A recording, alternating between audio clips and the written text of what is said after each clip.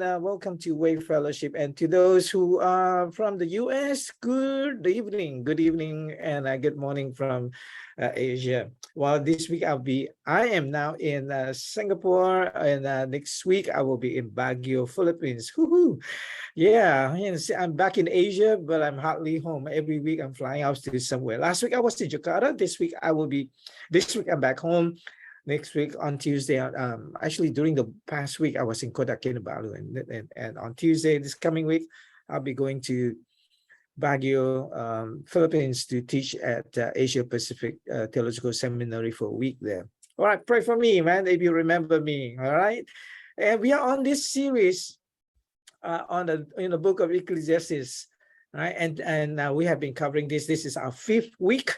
And today we want to talk about increasing not my quantity of life, but increasing my quality of life. I'm not sure whether you have a quality of life, but we were going to check on this in a while. Let me just go back to lesson number 1 to lesson number 4 very quickly to keep us up to speed where we are as we study this book of Ecclesiastes.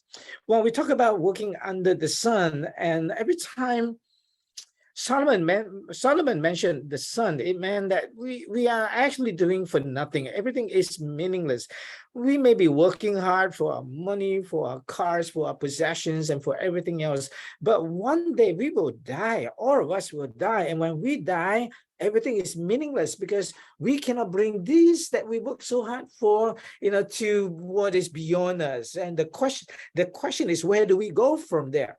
And say, if we work under the sun, everything is meaningless. But then he said meaningless. The word for meaningless in Hebrew is hevel, H-E-V-E-L. And on the first week, we covered this. What does hevel means?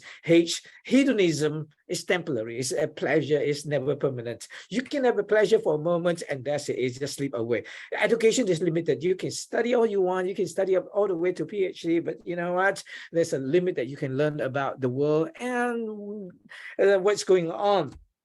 Victories, vocation, and all these are all vanquishable. Extermination is inevitable. Extermination meaning death is inevitable. One day we will die. You know what? When we die, life goes on without us, right? If I die today, tomorrow the sun will rise again, the river will flow, the wind will blow, despite my absence, right? Life will move on. Life will go on.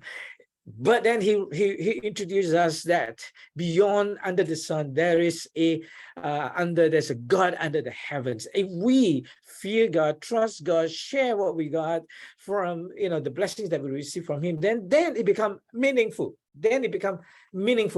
And so we can enjoy the fruits of our labor because we know where we are going and we know what to do about it. So we need to fear God, we need to trust God, we get to share more about what our blessings to others, and at the same time secure our eternal glory, right? Fearing God means we will sin less. Trusting God means we will stress less.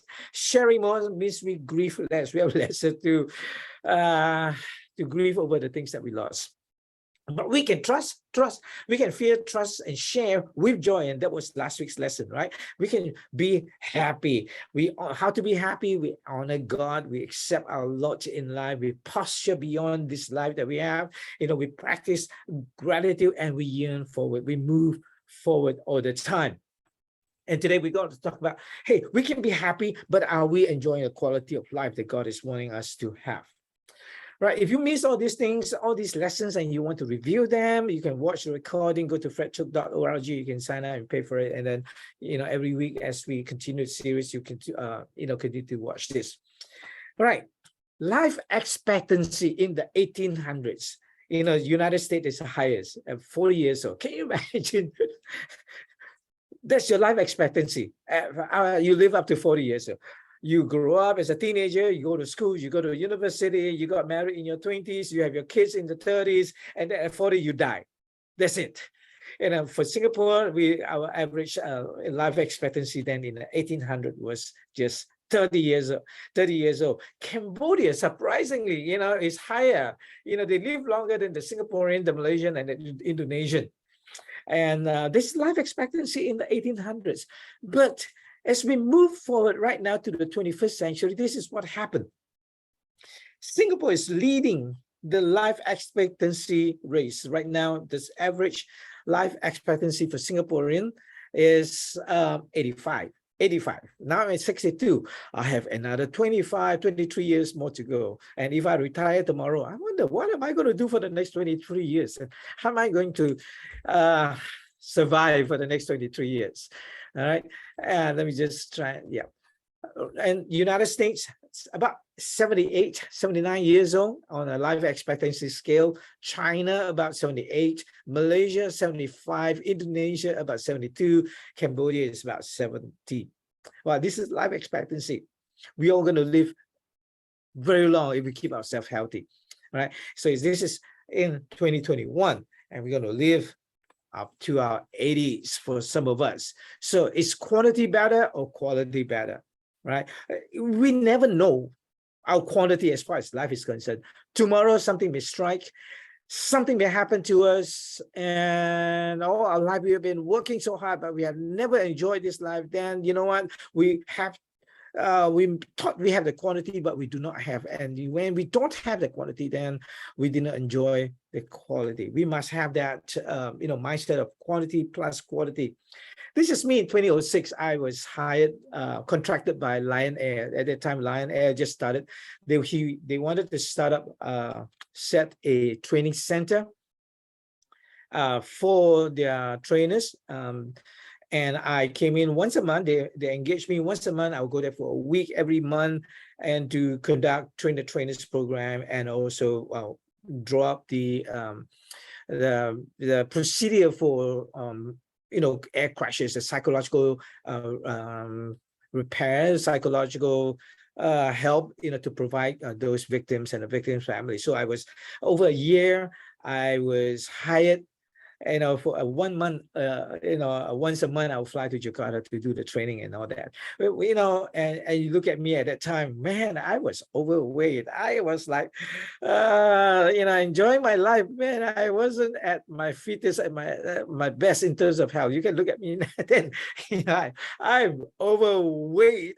I thought, hey, I need to do something about my life. I need to enjoy that quality of life. Quality of life is not just about pleasure. It's not just about work. It's about health too. And when I look at this picture, then I thought I need to do something about my life. The owner of Lion Air, his name is Rushdie. He's a friend. He asked me, and he spoke to me and said that, I have all the wealth, I have all the money, I have all the airplanes, but I cannot sleep at night.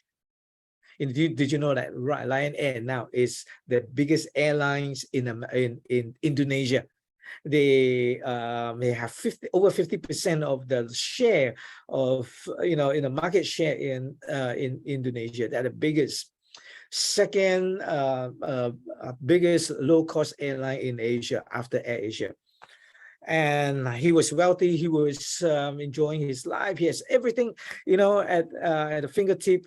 But he told me that there's one thing I cannot have: peaceful sleep. Every night he goes to bed, he was pondering, should I turn on my phone? Should I not turn on my phone? Because if there is a call at 2 a.m. in the morning, it could be disaster. He says, if one of my plane crashes, it will be a great disaster. Lives will be taken away. And I don't know how to deal with that. And so even at the top of his game, he's like one of the wealthiest men in Indonesia, yet he cannot sleep at night. He may have wealth, but he doesn't have quality of life. The sleep of a laborer is sweet, whether they eat little or much, but as for the rich, their abundance permits them no sleep. Ecclesiastes chapter 5, verse 12. Well, we need to learn to have quality over quantity of life. We do need to have quantity, but we need to have quality. Quality first, then over quantity. So there are 8 quality of life. There are 8 lives style that we need to look at. We need to have a balance in all these 8 lifestyle so that we can enjoy the quality of life. It's not just finances. Now, I'm going to give you these 8 aspects of our life that we need to have, you know, quality over. So in each of these 8, I'll give you what they are, and then you give a number. That means if you are very comfortable in your finances, you're at 10, or you're struggling with finances, you're 1. If you are in between any of those, you give yourself a number. Okay, so finances, where are you at? Okay. Now, finances is just one aspect of our life. Number 2, second aspect of our life is personal growth. Are you growing personally, or you feel that you are stagnant? You were the same 2 years, 5 years, 10 years ago, and you're the same today. So personally, you're not growing, both in your career, in your own development, in your family, and all that. So 1, obviously, is that you're not growing. 10, you're growing supernaturally fast. Okay. Number 3, the third aspect of health of life is our health. So do you have any pre-existing diseases, illnesses right now? So obviously, if you have some illnesses that you have to take medication for, you're not at a 10. And obviously, if you're at your deathbed, you're about to die, then there's 1 or even minus. Give yourself a number, okay? And keep all this to yourself and keep it so that we can then look at all and from the perspective of quality of life. 4 aspects of life. How's your family life? Are you enjoying your family life? Do you have children? And if you have children, are you there for them as they grow up? Or you are busy away all the time, you have no time for your family, or there's a lot of problems, quarrel, conflict in your family life. If you're not married, are you having, constant struggle with the fact that you're single, and that you are, constantly nagged by your parents about your singleness and all that? So obviously, if you really enjoy your family life, 10. If you're not, it's 1. And then altruism. Are you serving? Are you giving? Are you volunteering? Are you paying it forward? Are you being selfless? Are you helping others? If you're altruistic, then you're 10. If you're not, no time to serve others, to volunteer in church, or to help the poor and feed the hungry and all that, then you have no time for all this. Is 1. And or in between, you give yourself a number. 6, your social life. Do you have friends? Do you have time to have yum cha, coffee, tea, and Starbucks, coffee shop? Or do you have time to have fellowship and have laughter? To enjoy your friends. A good night out with friends. Yeah. How is it? Or are you so busy with your work that you have no time for social life? All right. Sociability is the key, one of the main key factor to actually your physical health. If you don't have a social life, your physical health will be affected. 7th, recreation, fun time, relaxation, chill out time. Do you have the time for recreation every week? That you have time to play your tennis, to swim, to have fun, to have games and all that. If you do have intentional recreation, that's part of your life, that you have fun, you swim, you walk, you dance, you celebrate and all that. Okay, then it's 10. If you have no time at all, that's 0 or 1. And lastly, how's your spiritual life? Do you pray every day? How many times do you pray? Do you seek God first thing in the morning? How's your spiritual life right now? Be honest with yourself, because you're not going to give this to me. You got to be honest with your own assessment, because that's you, right? And nobody's going to look at this. Now, all these 8 aspects of life equates our quality of life. So if you score high in all 8, that means you have good quality of life, excellent quality of life. But sometimes you do not have the best of all. In some areas we are lacking, like this one of my patient. He's struggling with his life, his emotional life. He struggled with his depression and all that. As far as finances is concerned, I think his financial aspects of his life is okay, no problem. He scored an 8. He can afford, he can, and all that. He's doing well in financially, right? But as far as physical health, he has diabetes. He has all kinds of illnesses and diseases that he paid thousands of dollars to all the best doctors, but yet, you know, sometimes these then become a long-term illness, right? He struggled with that, and he had no time for family life. He scored 4.5 for family life. He's paid more attention to finances rather than family life. Yeah, spirituality, well, he hardly pray, just go to church on Sunday. Sometimes he don't go if there's a business appointment. Business is more important than God, and all that. And so as I do this wheel of life, you know, it becomes more apparent that there are areas in his life that's lacking, as you all can see. All right, personal growth, well, okay, sometimes he attends seminars, sometimes he attends talks, but he's growing. He feels stagnant, but he's growing slowly. Fun and recreation, he have no time for this because business take up all his time. And now that he's sick, he has diabetes, he has a bit of other illnesses and all that. So now he's struggling with that, and he feel that if I have time now, if I can turn back the clock, I'll spend more time in this, spend more time in this, spend more time in this, spend more time in this, then so that this here will not be affected. Well, he doesn't have a lot of friends, a lot of business associates, and all the time he goes out, let's say for coffee, it's about networking. It's all about business, not about just laughing and enjoying all the nonsense, you know, talk and all that. And altruism, well, he has a well, but he's not giving. He's hardly give to anybody, though he's a Christian. Now, where are you now? Which area in your life is lacking? Then you need to work on those areas in your life.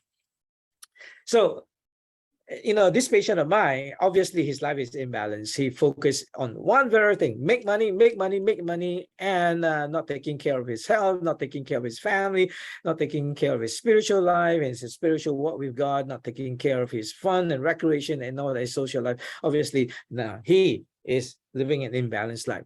And according to Solomon, or Solomonism, you know, he's, you know, if he died tomorrow, it's all heaven. Whatever that he earned, whatever that he have, is all meaningless, because he obviously did not enjoy the other aspects of his life that create that balance, that quality that God has designed for us. We all need all these 8 things in our lives. So there are 5 steps to attaining this quality of life. You know, we want this. We want to have a balance in all 5, right? Obviously, spirituality is one of the most important here. We start off, you know, but we want to have a balance. It requires intentional, motivational effort, right? You got to be motivated to do this. Don't wait until you are sick in the body. Suddenly, the doctor diagnosed you as having stage 4 cancer. Then you look at this and say, "Oh, I should have, I could have, you know, I regretted not spending time and all that." So then you miss out all these things. Then Solomon, at his deathbed, he wrote this book of Ecclesiastes. He's trying to tell us that, hey, I have this, I have all the pleasure, but it's all meaningless because I don't have a social life. I don't have anything. I don't have even my spiritual life with God. Obviously, towards the end, he regretted and he came back to God. 5 steps to attaining all this. These are the 5 things that we need to do as we look at the wheel of life and said, okay, I need to determine myself to enjoy my life in spite of the fact that, okay, I may be struggling in this and in that. So I'm using the acronym CHAM because all of us are champions. Amen. If you are a champion, just start there. Amen. I'm a champion. If you don't feel like you're a champion, just start there. I want to be a champion. I want to be a champ. All right. Okay. These are the 5 aspects of 5 steps of how we can attain the quality of life. Amen. C, we got to build our character. All these 8 aspects of life requires our character. Character is important. And today we're going to cover Ecclesiastes chapter 7. And in chapter 7, he covers all this. Character. Character is premium. It's important. Character builds your reputation. Or my Filipino brethren would say reputation. Ecclesiastes chapter 7 verse 1, it says that a good reputation is more valuable than costly perfume.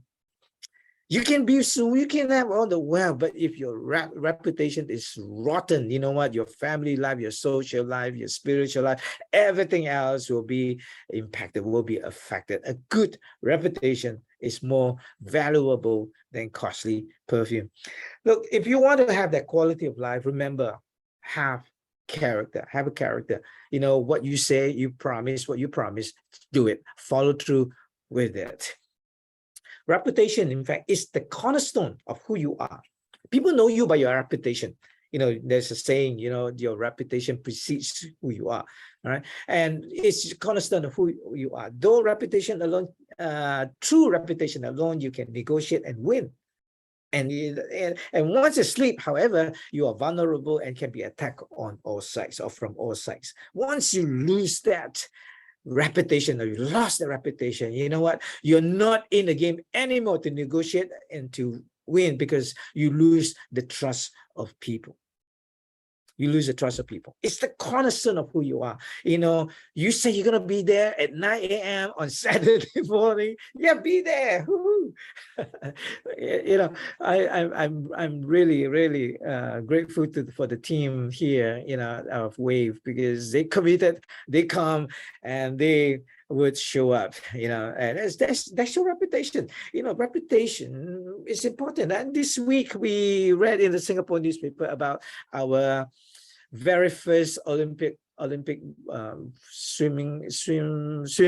All right, he won. He was the first gold medalist in swimming competition in the Olympic for Singapore. Yeah, and he even beat Michael Phelps in his race to earn that gold. But this week, it splashed on the big news. It splashed on the front page that he actually, you know, took cannabis and experienced drug, and you know, suddenly in the eyes of most people, he was a hero, and now people begin to judge him, condemn him. You look at all the trolls in the internet; they begin to talk ill of him and all that. You know, sometimes when he lose that, it will take a long while for him to gain that reputation back. Right? Reputation creates your predictable factors.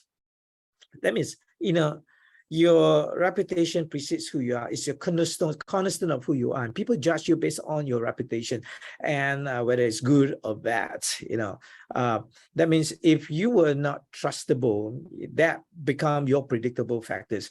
You know, sometimes we said about another friend or another person to, you know, during our conversation to fellowship, oh, that guy, don't trust him, don't trust him. Yeah, why do we say that? Because his reputation precedes his person. All right. Oh, you want to do business with this person? Oh, you want to hire this person? Oh, no. Oh, you want to hire this person? Yes, he's good, or she's good. She's very committed. You know, your reputation equals your predictable factors. Your predictable factors then is what you taught others to treat you. How people treat you is based on your predictable factors, whether you are trustworthy, whether you are a cheat, you're a con, you're a liar, you know, you may have, you know, or you have done well, you are committed, you are loyal and all that. These are what you teach others how to treat you. Ecclesiastes 7, verse 7, chapter 7, verse 7 says, extortion turn wise people into fools, and bribes corrupt the heart.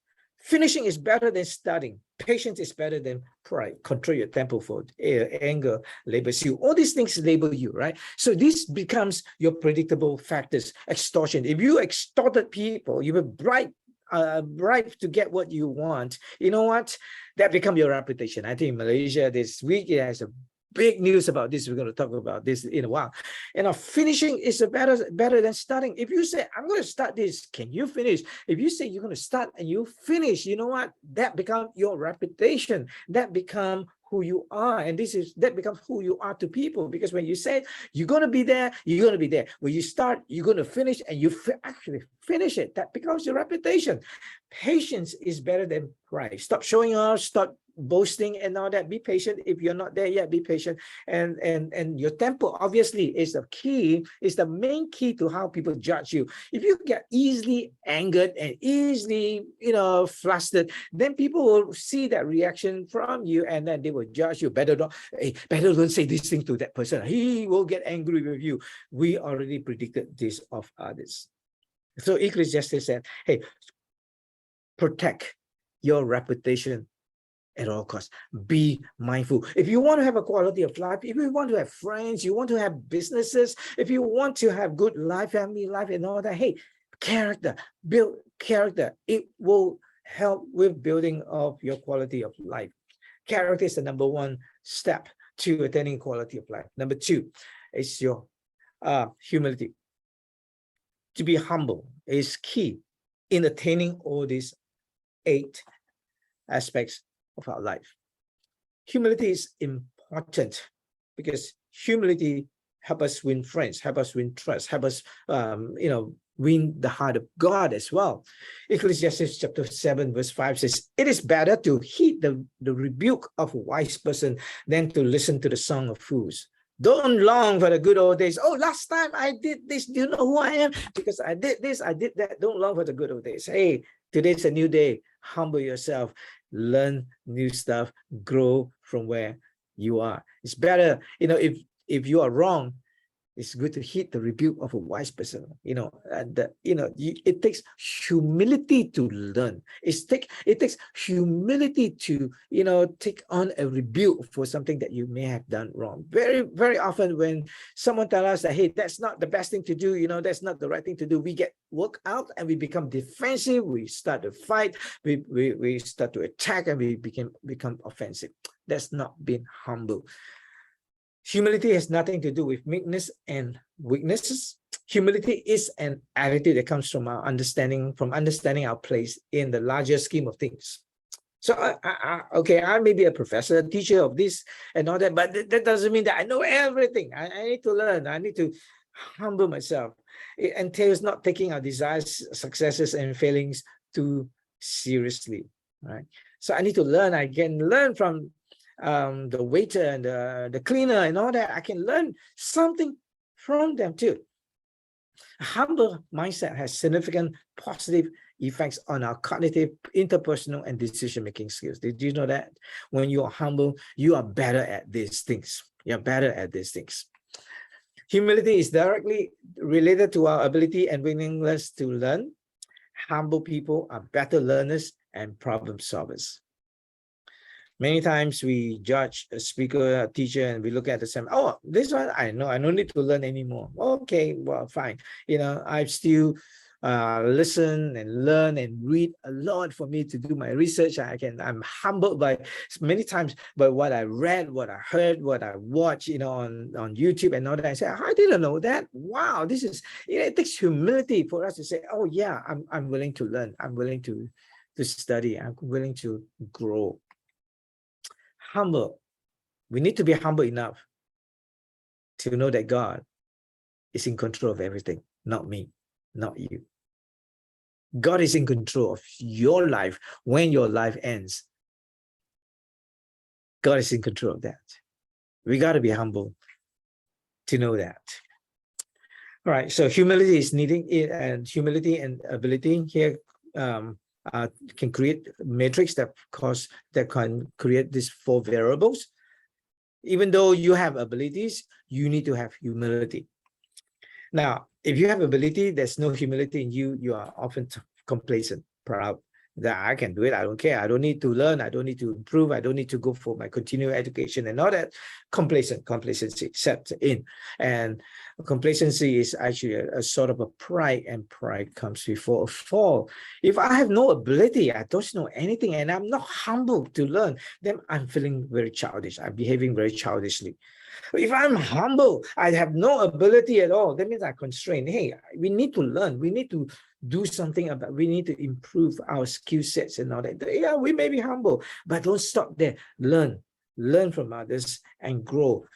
Humility plus ability help us to be conscientious. Conscientious means you are conscious of what you are, who you are, and doing the right thing for the right people at the right time. That's conscientiousness. Right? If you want to enjoy your quality of life, conscientiousness is key. All right, second step to attaining all this quality of life in us is humility. So character, humility, and awakenings. We need at times to be awakened from our complacency and from our life and from our stupor.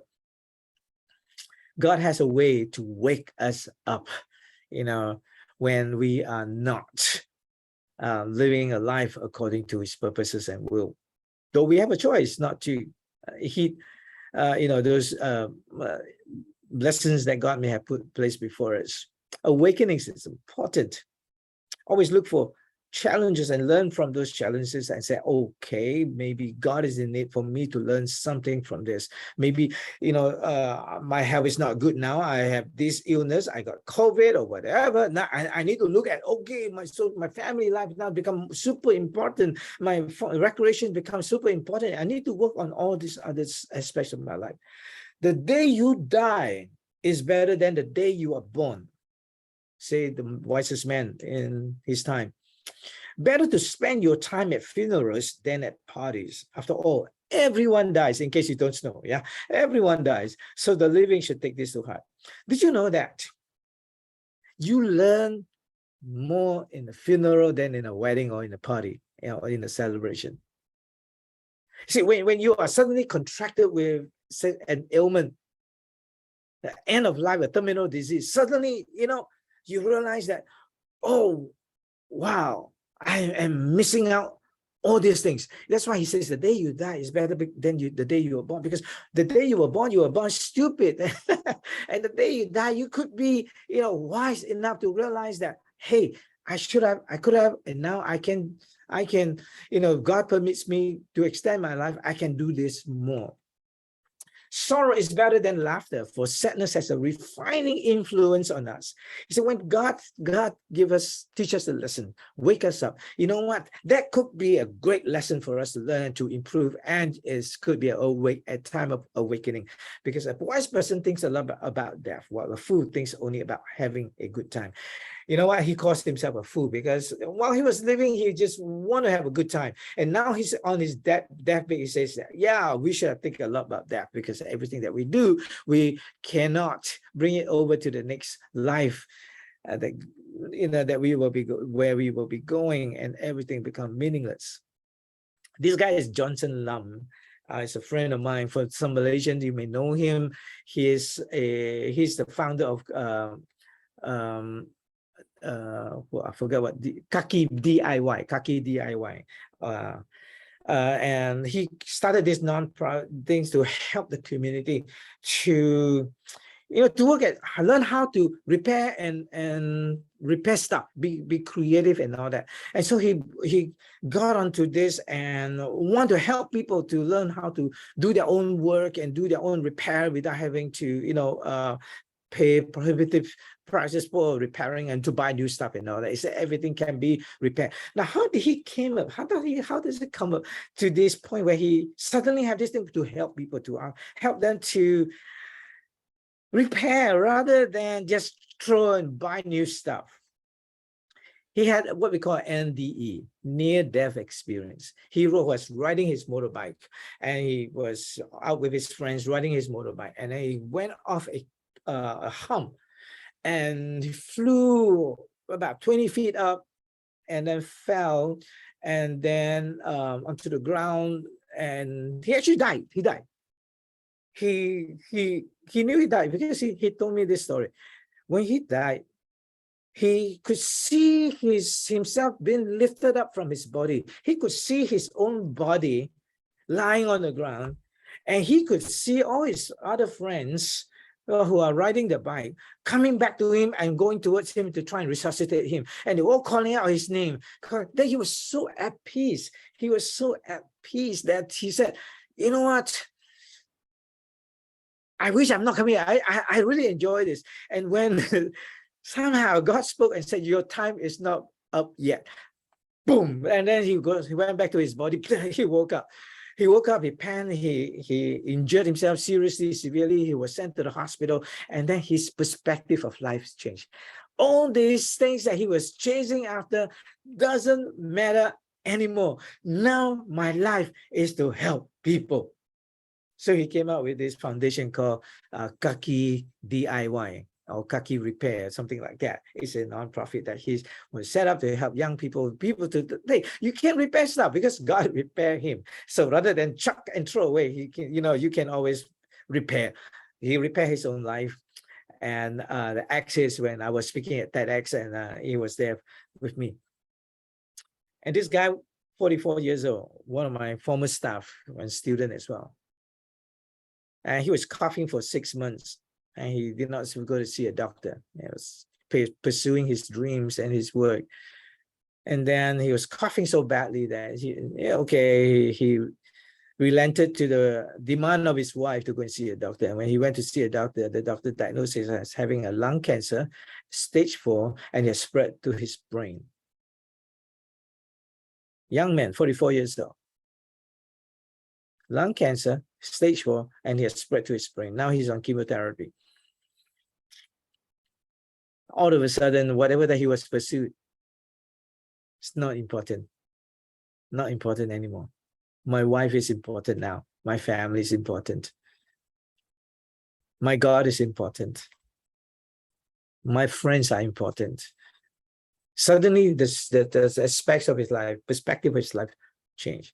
Sometimes it may be God who navigate this to give us this rude awakening to wake us up.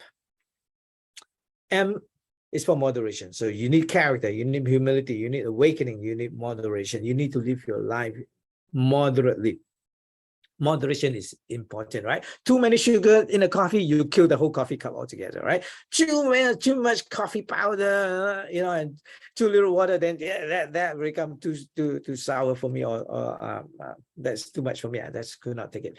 Here in verse 16 in Ecclesiastes chapter 7 says, don't be too good or too wise. Why destroy yourself? On the other hand, don't be too wicked either. Don't be a fool. Why die before your time? He says, be smart, be smart. Don't pick too soon. And don't be too good or too wise. Don't be too wicked. He's not saying that we are allowed to sin. He's essentially telling us that all of us humans, we will sin. But if we are tempted to sin, don't go to the extreme. In other words, everything you do, be moderate. And this is the big news in Indonesia, in Malaysia now. This was the former prime minister and the former prime minister's wife. Both of them were sent to prison for bribes and for all kinds of stuff that they have cheated. I mean, look, they could have cheated about $1 million and all that. I would think that the people would be fine with that. They close an eye, but they cheated the country of hundreds and hundreds of billions and millions and billions of dollars. Too much. You see, greed comes into play and pushes them to the extreme. Pay attention to this instruction in verse 18. It says, for anyone who fears God will avoid both extremes. Live moderately. Don't be too passionate on this and so much that you have no time for others. You got to be balanced. You got to be moderate. Too much coffee powder, too much sugar, too much cream kill the cup of coffee, right? So Singapore parents, and you have tiger moms who want our children to do well. I think it's okay to want our children to do well, but to punish them if they don't do well is another thing altogether. When a child picks too young, when they pick too young, the rest of their life they have to maintain this, and it is very, very stressful, very stressful. Because comment will be made of the child. You used to be number 1 in school. What happened to you? Why are you so stupid now? What happened? Don't pick too soon, because the child don't understand how to manage that, because everything else now becomes stress, right? So when the child pick, or any one of us pick too soon, right, there's a sense of achievement. Then when we achieve, we feel that it's a sense of entitlement. Hey, do you know who I am? I have a PhD, I have a DR in front of my name. I want to be served. Then, pride sets in. Then the sense of complacency, and at any time when the person failed, they feel crushed. they feel crushed. Jealousy and envy will now creeps in, and for the rest of their life, they will be challenged, will be very stressful because of all this. And at any time they do not do well, this is where they begin the downward spiral, right? So the sense of failure set in. It's not like, okay, I failed one time, I can try again. I'm a failure, I'm stupid. It's going beyond, because you pick too fast, and then they become extreme in the thought process. I am either good or bad. I'm either clever or stupid. Sense of failure set in, sense of shame, and then a sense of disorientation. And then they cave in as a teenager, perhaps they give up, or they act out, or they implode, and for the rest of their life, they have to struggle. See, it's better for us to grow steadily than to pick and then to decline. Solomon experienced that, and that's why he's telling us this. He became king at 17 years old. Some scholars say 14 years old. And at that very young age, he experienced power and pleasure. So much so that he want more and more and more. He felt entitled. And then he had 700 wives and 300 porcupines. Is it porcupines or concubines? So he wanted more. He was never satisfied. Expectation of life became high. So at his deathbed, then he felt that everything that I was pursuing, just meaningless. This is a young child actor, picked too young, and as an adult, he become a druggie. He can become unrecognizable. I think this was, he acted in the movie Home Alone. He became so popular that as an adult, he just could not maintain the popularity. Everything went downhill. Same with Michael Jackson. At 5 years old, he was a singing sensation, and for the rest of his life, he had to maintain that. And he has the wealth, but he doesn't have the quality of life. There's something about this thing called underburdened children, especially children born in the 21st century and with parents who are middle class and above, and try to make the life of their children to be, to be less burdened. And sometimes these underburdened children may result in overburdened adulthood. Right, so he says, hey, always be mindful of your death. The wise person always be mindful of your death, that you are born to die. Be mindful of this. Say the wise person always think about that. So as you progress in your life, hey, progress slowly. As a child, play is important. Play is part of learning. And then, go to school, study, plus play, and then have a job and work well, enjoy your life. Then get married if you want to. If you don't get married, that's fine, and then have children. Enjoy your nieces and your nephews and all that. And as you grow older, prepare for this. So it's like navigating through life and pacing yourself, and this is living life from the contented perspective. There's contentment and balance. Remember the airline boss, he could not sleep at night for fearing that one of his plane might crash. So worried, so anxious. He peaked. Now the rest of his life, he has to maintain that. Moderation is key. Character is important if you want to attain quality of life, humility, awakening. Take lessons, problems, challenges, times of sorrow as awakening for us to wake up from our problems, so we can learn to balance our life again. Moderation, and then prayer and praise, because prayer and praise help us to connect us to God. Spirituality here is key to everything. Spirituality is important. God inhabits the praise of his people. Be in the presence of God, because when you are in the presence of God, something happens. I will tell you that later. He says at the end of Ecclesiastes 17, he says, accept the way God does things. For who can straighten what he has made crooked? All the rivers and the shorelines of countries and all that are all crooked, but they're beautiful. God created that way. The way men make the islands are all straight. Accept the way God does things. The way to do this is to pray and ask God, and let God be God. Humble ourselves. Enjoy prosperity while you can, but when hard times strike, realize that both prosperity and hard times do come from God. So when we are able to pray and we praise, we can understand. We draw closer to God, and we understand what's going on so that we can be perceptive in the way we live our lives. So in Ecclesiastes chapter 7, towards the end, verse 23, he says, I have always tried my best to let wisdom guide my thoughts and actions. I said to myself, I am determined to be wise, but it did not work. Wisdom is always distant and difficult to find. This is my conclusion, he said. I discovered that after looking at verse 28, I think it's not 23, I discovered that after looking at the matter from every possible angle, and I find this, God created people to be virtuous, but they have each turned to follow the downward path. So if we are not careful with our spiritual life, you know what? We make the choice to turn away from what God has created us to be, that is to be virtuous. God has created us to be virtuous, but we got so sidetracked, so distracted by the things of the world